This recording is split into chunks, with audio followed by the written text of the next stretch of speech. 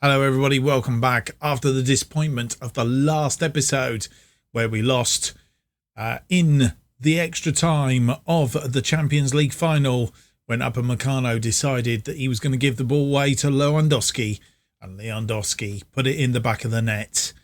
Today we see whether Daniel Levy will put his hand in his pocket for reinforcements. Welcome to Making Tottenham Hotspurs Again.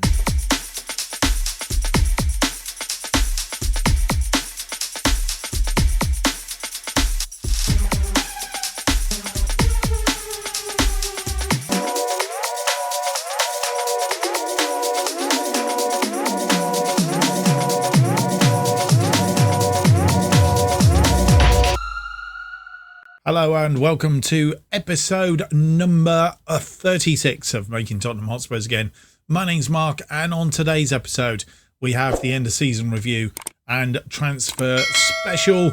And well, there isn't really much to say at the end of our last episode. We dipped out in the extra time to Bayern Munich. They were at home. I keep emphasising that, but they were at home. Just for the record, we were in front until the 86th minute when Lewandowski got the equaliser, and then 119 minutes when Upamecano decided he was going to give that ball away. We'll see it one more time. And then, of course, well, we are where we are. Unfortunately, not winning. We didn't have the best of games, but here we go. Upamecano, look. Lewandowski's floating around. He says, "Thank you very much. I'll have that ball," and whack, straight in the back of the net. Castile's been beaten on that near post twice in one game. But anyway, that's last season, and that's what today's episode is all about, a review of the season, which was a bit of a mixed bunch. We had a bit of a wobble here after having not too bad a run, losing the odd game here and there. Mainly against Liverpool and Manchester United. And then we seem to pick up a bit of momentum again, beating Liverpool in the Champions League semi-final 2-1, drawing with them in the return 0-0 to get us through to that Champions League final. I suppose all said and done, you wouldn't really have expected us to get through to the Champions League final, but we did, and all was good from that point of view. So that was the season gone. Let's have a look then as we start the episode with the overall best 11 from... it's a little bit of a spoiler here. Just ignore the kits. I'll explain in a moment. Remind me to come back to kits. Castile's in goal. Reguilón, Upamecano, Saul, Emerson Royal, Dembele, Lo Celso, Son, Ali and Moura. Lucas Moura and Harry Kane up front.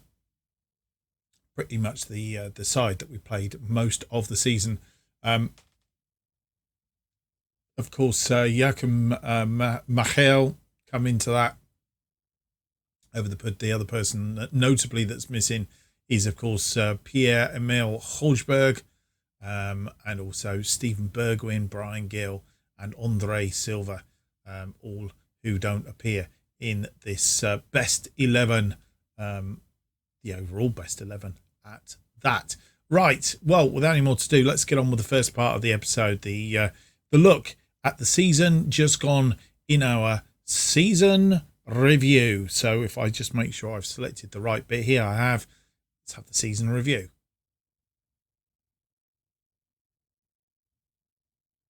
And here we are. I'll look at the review of the season, and we start with our new arrivals, transfers in. Upamecano being the transfer of the season. As you'll see, he's got the star of the board, satisfied with the amount of playing time Drayton Upamecano has seen since joining the club. He came in from Bayern Munich for £85 million, and I accuse Daniel Levy of not putting his hand in his pocket. How remiss of me. How remiss of me. Yes, £85 million, 39 appearances, 3 from the bench, 3 goals, mainly from corners, 1 assist, and a 7.31 average rating. Christian Romero, who we'd had on loan, came in permanently from Atalanta for 37.5 million, made 45 appearances, one from the bench, pretty much an ever-present, to be fair, at 7.21. Joachim Mehel, also coming from Atalanta, 25 million, 38 appearances, two from the bench, one goal, two assists, a 7.07. On Andre Silva, who I would say probably disappointed somewhat, 27-year-old, RB Leipzig, 57 million we paid for him, overpaid. We definitely overpaid. What does the board say about that? Well, they're pleased with the deal. Pleased to see that they aren't. There aren't many future fees that could end up making the deal too expensive.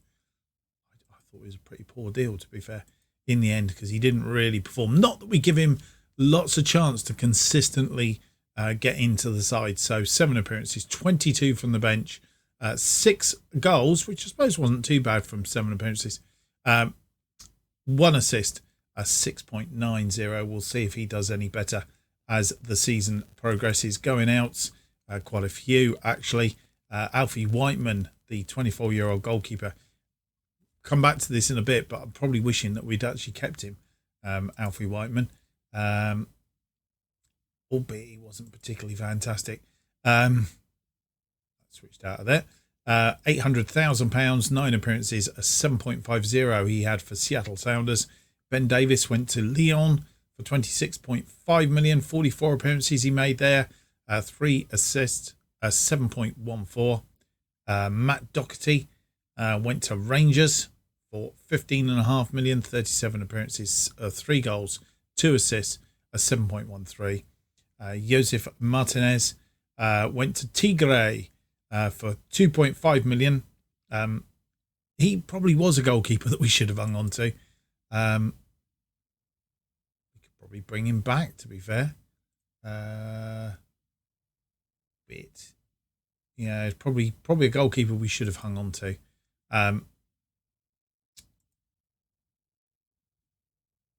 Anyway, he made 10 appearances. 10 appearances, 6.92. Brendan Austin, Cambridge United, for free, 48 appearances, 6.90.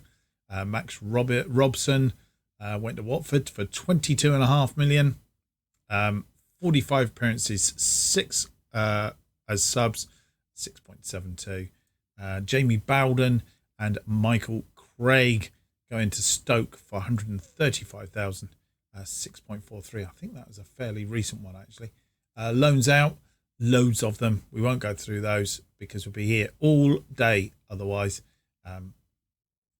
But top of the loans that went out were Cameron Carter-Vickers, who went to Apple, 120,000, 7.18.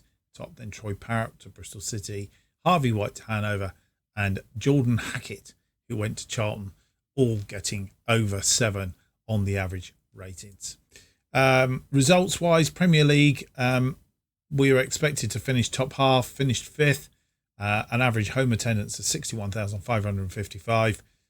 Top goal scorers, Kane and Son, and 19 goals apiece. The board delighted the team qualified for the Europa League. I would have liked a Champions League, I have to say, through their participation in the Premier League this season.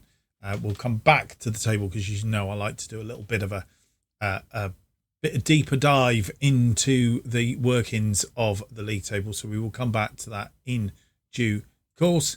The Champions League it reached the first knockout round. Was the board's expectation. We ended up runners up. Lucas Moura top scorer in that one with 6 goals, and the board were delighted that we reached the final. And that is our season, as you'll see. The only game we lost really was against Roma at their place, a 2-1 loss. Otherwise, we pretty much rampaged through that, including games against Milan, Paris Saint-Germain, and Liverpool. Say no more. So we did really, really well to get where we got to. Reached the semi-final was the board expectation in the FA Cup. Only got to the quarter-final. Harry Kane with 3 goals. The board were disappointed. So was I, really. We should have gone further. But we met Arsenal and lost on penalties. Lincoln, Reading and Norwich prior to that.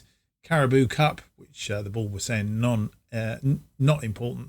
We got through to the semi-final, knocked out by one of our two nemesis, Manchester United, 1-1 in that one, but lost again on penalties.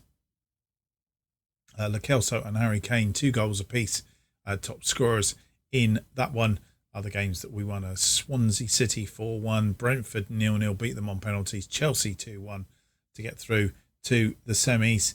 The FA Community Shield lost to our nemesis Manchester United 2-0 in that one right at the start of the season. There you go. Things happen.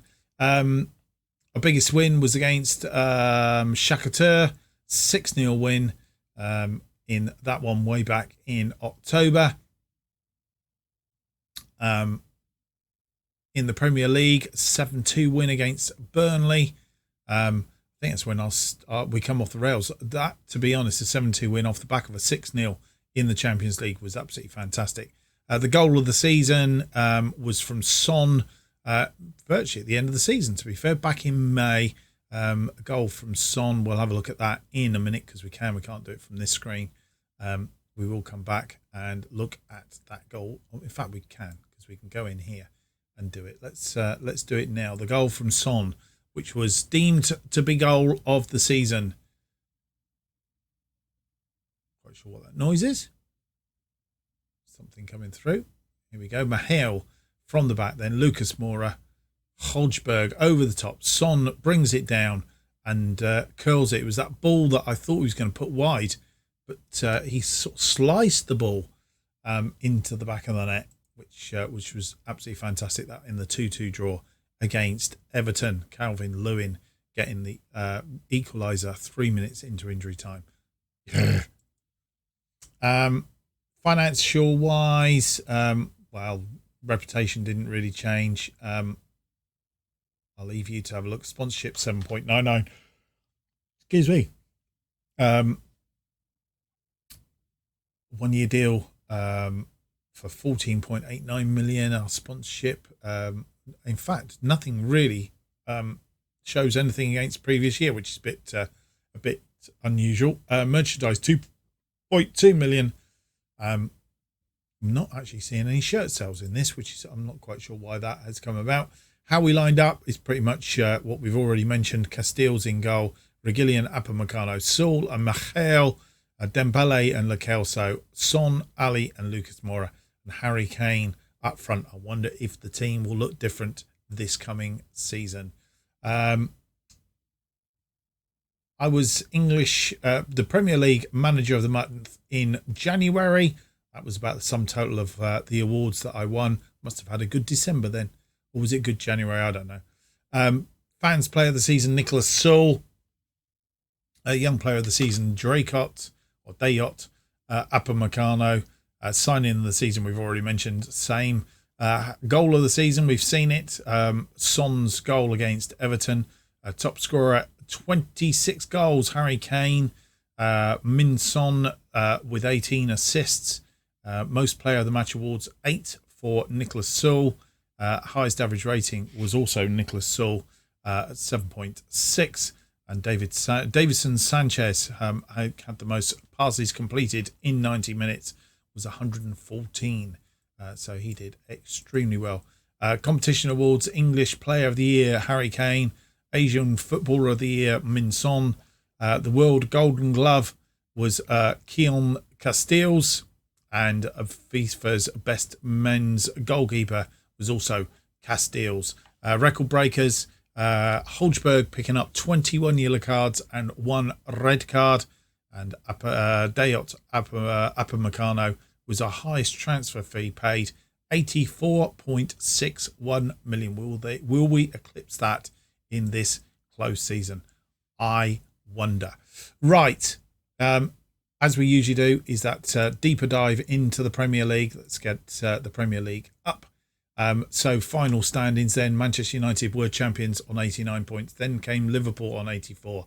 Manchester City and Chelsea both on 80 points. Manchester City just above Chelsea on goal difference. We finished on 79, 1 point behind those, and ever so close to Champions League again next season. Then came Arsenal, 7 points behind us on 72.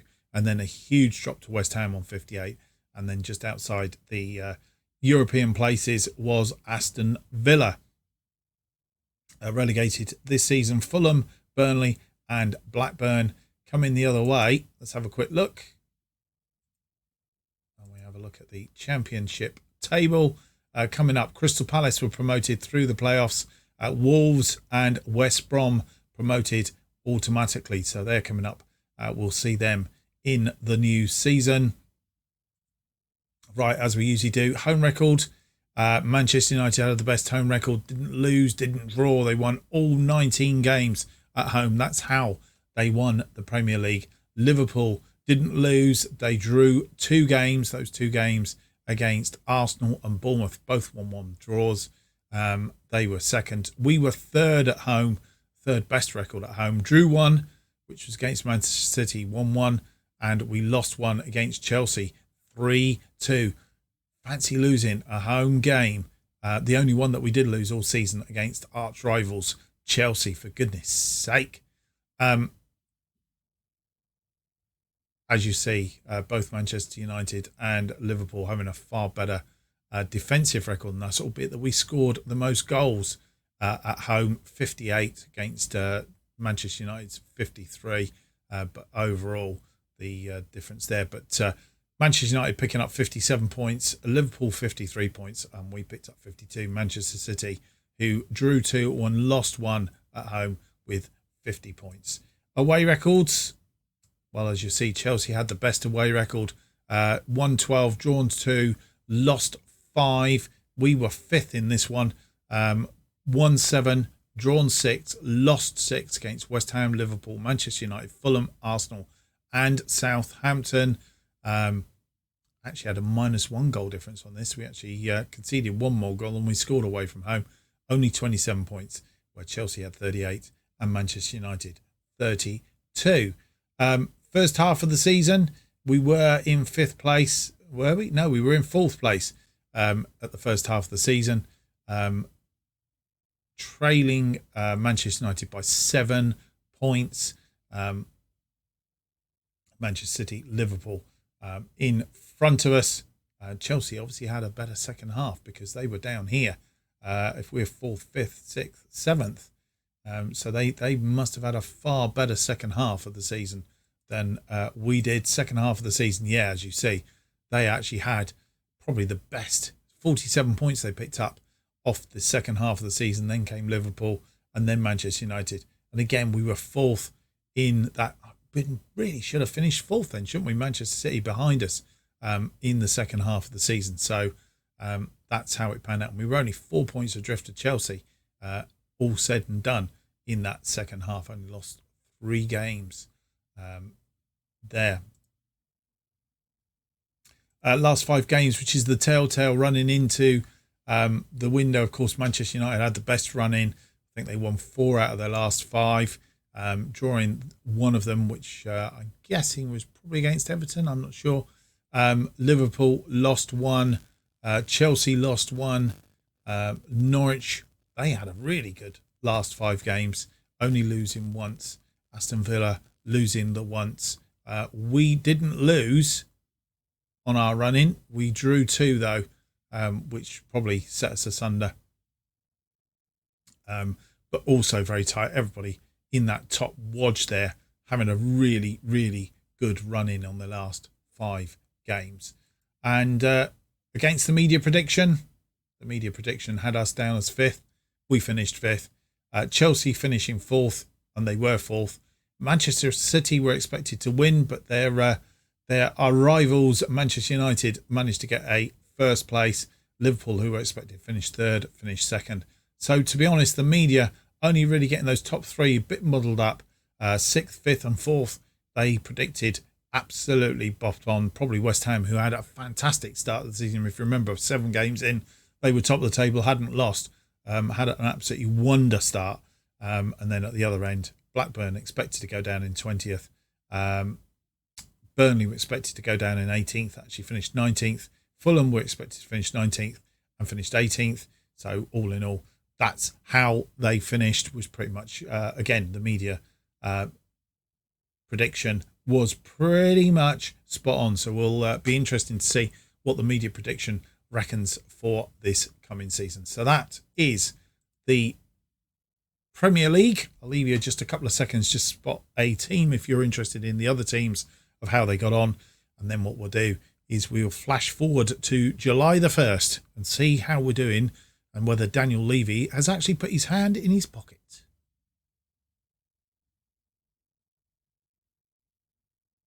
Well, as you see, not a great deal happening at all as it stands. I'm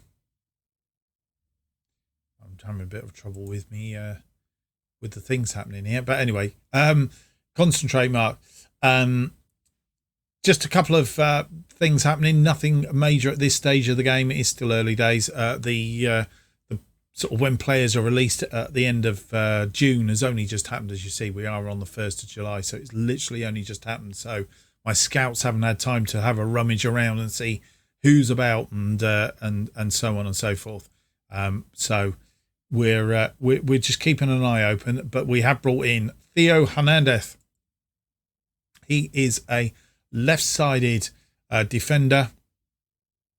Can play as fullback, can play as a wing back. Both of those are natural positions for him.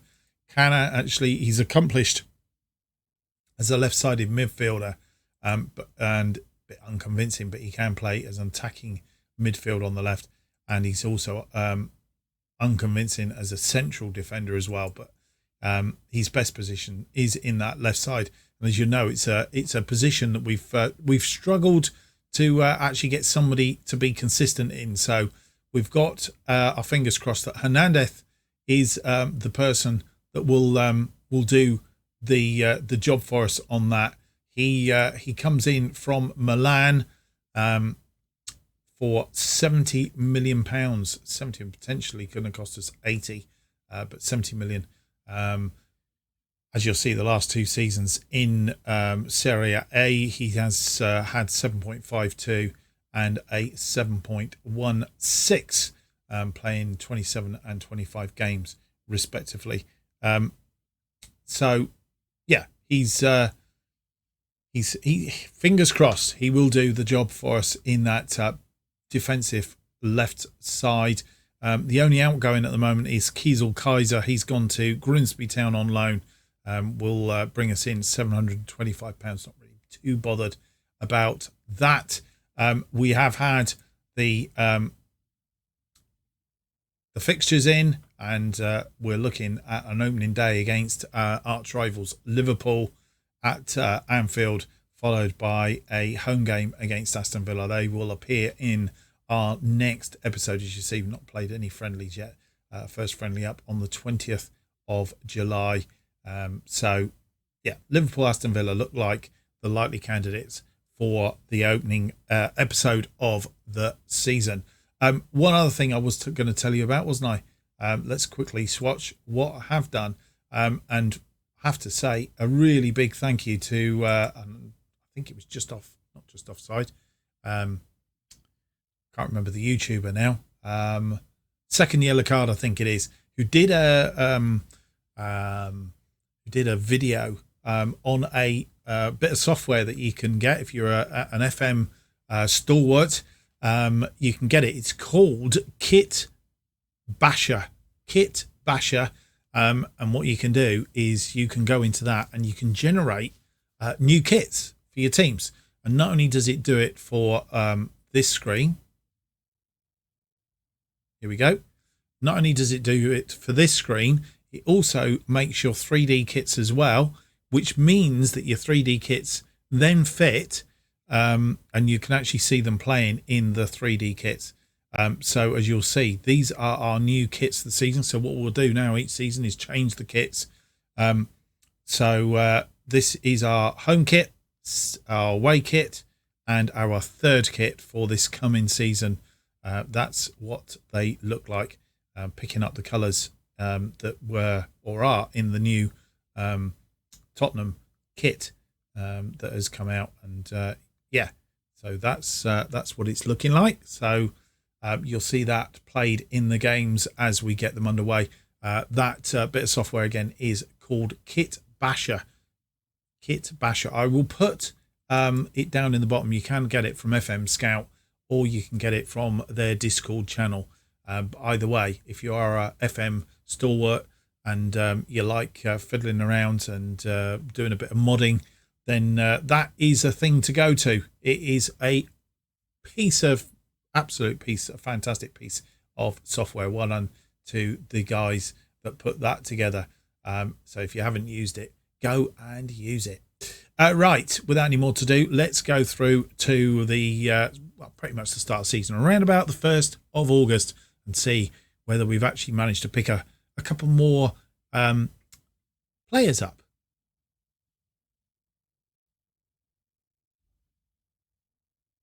And you come back. Yes, there has been a little bit more activity, not a massive amount, but to be fair, we haven't got a lot of money to spend.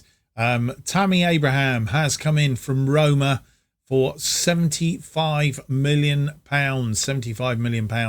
Tammy Abraham will join us. He's really back up for Kane. That was one of the areas that we were missing. The back left backup for Harry Kane, and I guess the other place that we want to really fill is probably a backup for our main goalkeeper, but we'll see how that pans out.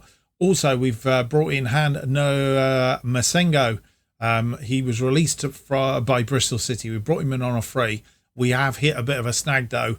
He can't get a work permit, but we've signed him all the same because he is he's 22-year-old French player. He's got potential, and so I'm thinking we will try and get a work permit for him. If we don't get a work permit for him, then probably what will happen is we will actually sell him on. But as we've got him in for nothing, even if we can sell him for £1 or £2 million, we will sell him on at a profit. So that is the idea behind that. Originally played for Monaco. Didn't really play for them, but he was at Monaco. Then Bristol City brought him in, played quite a few games for Bristol City, scoring 2 goals in their last campaign. Slowly building on the average ratings. Whether he can make the step up or not, time will tell, but I think a little bit of an investment there. Even if he never really plays for us, he's a bit of a move on. Tammy Abraham, we know all about Tammy Abraham. He's as I say, that's his position. He can play left or right if we get stuck. He can also play in the middle. He's not really that convincing in the middle, but he can play. But that will be his main objective. Will be to back up Harry Kane as an advanced forward, or really prefer him as a target forward. But he's not that fantastic as a target forward. But we'll see. Still has a bit of potential ability, and we bought him in for 75. He's currently worth around about 100 million mark, so a little bit of a profit there. If in worst case scenario, he's come in from Roma, of course, previously at Chelsea, having been out on loan at Bristol City, Swansea, Aston Villa, and then went to Roma, of course, for £35 million. They made a sound profit on that, haven't they? But had a couple of good seasons over there, scoring 13 goals and 20 goals respectively, 7.33 last season. Lots of outgoings. I don't think there's anything really there majorly to worry about. Quite a few loans. Thomas Bloxham's gone to Crystal Palace for 1.2 million.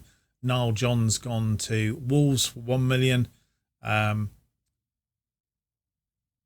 West Brom picking up Cameron Carter-Vickers for nothing, as well as Matthew Craig for nothing. Couple more loans, and Roshan Matherin has gone to Bournemouth for £475,000, £2.7 million coming in. So a little bit of a blip there against profit against loss sort of scenario. Right, we have started playing some of our pre-season friendlies. Gladbach 3-0, LA Galaxy, because we were in America for our training camp, a 2-0 win. 12-3 win against Orange County. Portland Timbers 5-1. You can see Tammy Abraham getting on the score sheet. Did he get on the score sheet in this one or not? I don't think he came in, or did he come in? Where are we? Oh, he did. Yeah, 2 goals in that one. So he was in and scoring, up and running. So he's scored in every game that he's played in since, as I say, 12-3, 5-1 against Portland Timbers.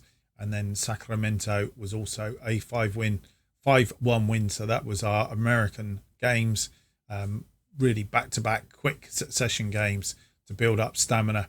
And then we've got a little bit of a gap. We've got Roma and then PAOK, our last two friendlies, with our opening Premier League game against Liverpool, which will be on the telly because it's a Friday night opening game. In fact, our first two games are on Friday nights. In the first episode, or the next episode, should I say.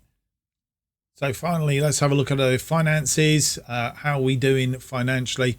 We've got £5 million left in the pot. We are under wage budget. Even though we've brought in these players, we are under wage budget. £3.3 million. We've got 3.6, so we've still got 300,000 roughly there or thereabouts in that scouting budget set for 120,000. A quick look in Dibble in here. Lots of activity going on, players moving around. That is pretty much it. I'm hoping that we, as I say, we're looking to see whether we can actually bring in a goalkeeper as a replacement or backup for Castile should he get injured or whatever. But that is pretty much all that we need to do business wise. I don't think there's a great deal unless a real bargain comes up, of course, and we can't resist. And we'll see as that pans out.